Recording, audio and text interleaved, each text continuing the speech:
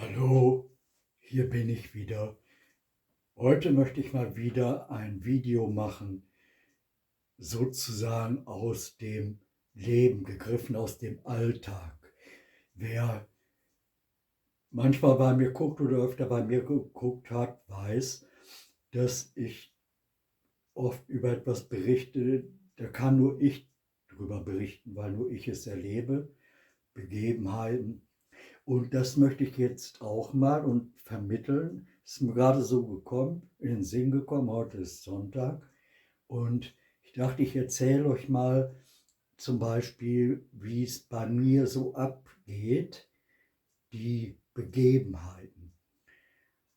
Und zwar habe ich ja schon öfter darüber berichtet, öfter so, dass ich in der Nacht oder beim Einschlafen oder wenn ich dort ruhe, sozusagen Stimmen höre. Also richtig genauso klar wie so aus dem Tag gegriffen menschliche Stimmen. Das ist so seit ungefähr 20 Jahren so. Und da habe ich zum Beispiel gehört, da hatte ich mich so ausgestreckt und hingelegt und wollte einschlafen. Und da hörte ich, dass eine männliche Stimme zu einer anderen männlichen Stimme sagte, hat ihm jemand die Wahrheit gesagt? Und der andere antwortete, nein.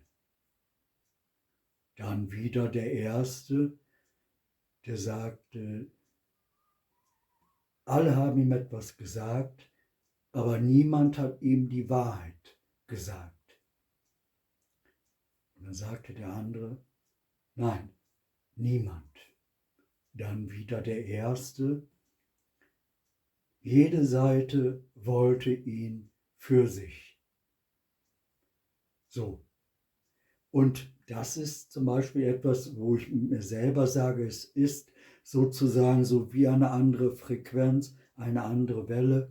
Und ich sage es für mich nach 20 Jahren, wo ich es öfter wahrnehme. Ich nenne das mal, das ist die unsichtbare Ebene, aber die Engelebene, eine übergeordnete Ebene, die mehr Überblick hat, weil es die Engelebene ist. Sie hat mehr Überblick über das Geschehen in der Welt und auf der Welt. Ja, ich war jetzt nicht zu sehr überrascht, aber ich wusste, sie meinen mich.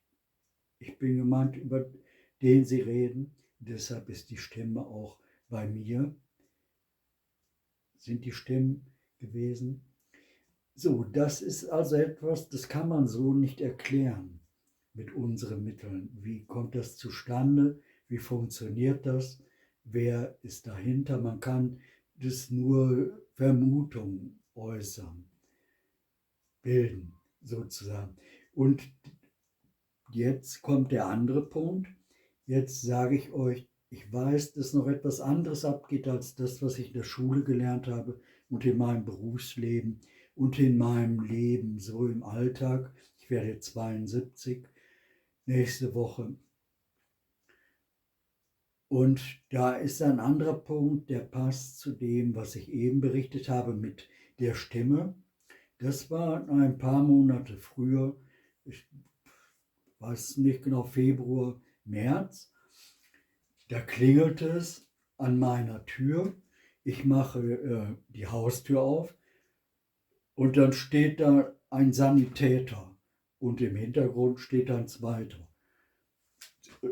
Und sie stehen so vor der Tür mit einem Bein da drin. Da habe ich gesagt, was ist los? Und dann fragte der Erste, wo ist die Kamera? Und ich dachte erst, bin ich im Irrenhaus oder was geschieht hier eigentlich? Dass mir nicht die Wahrheit gesagt wird, das weiß ich doch schon so lange. Und das habe ich so gedacht. Diesen Gedanken habe ich so gefragt, wieso, was für eine Kamera? Ich habe keine Kamera. Dann sagte er, ja, der und der und der, mit dem ich telefoniert hatte, ein paar Stunden zuvor, der hatte die Sanitäter angerufen, weil er den Eindruck hatte, meine Stimme ist so anders. Ich hatte mal einen Herzinfarkt und einen epileptischen Anfall vor 3, 4 Jahren.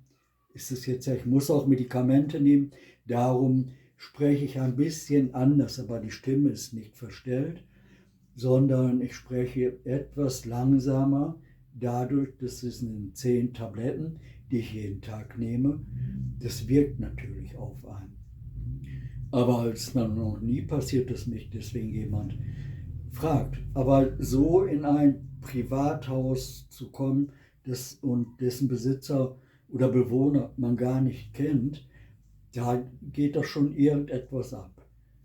Und ich klingel da, reiß mehr oder weniger die Tür auf und rufe, wo ist die Kamera? Ja, so lebe ich. Ja, und ich weiß nach meinem Leben, nach 20 Jahren, dass etwas mit meinen Augen ist. Und es gibt ja diese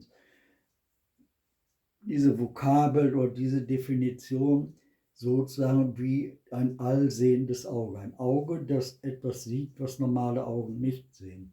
Das heißt, in der Struktur des Auges ist etwas anderes.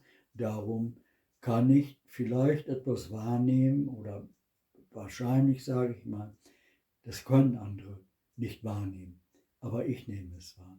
Das wollte ich jetzt mal gerade sagen, weil das mal wieder so etwas Lockeres ist und aus dem Leben frisch herausgekommen und unverlogen einfach die Wahrheit, so wie ich es erlebt habe. So habe ich es erlebt, so habe ich es geschildert. Und jetzt trinke ich erstmal ein Bier und dann mache ich hieraus ein Video.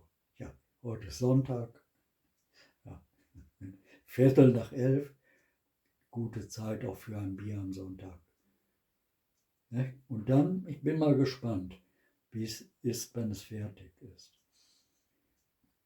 Ich nenne es mal Träumerei, werde ich es nennen. So, und tschüss.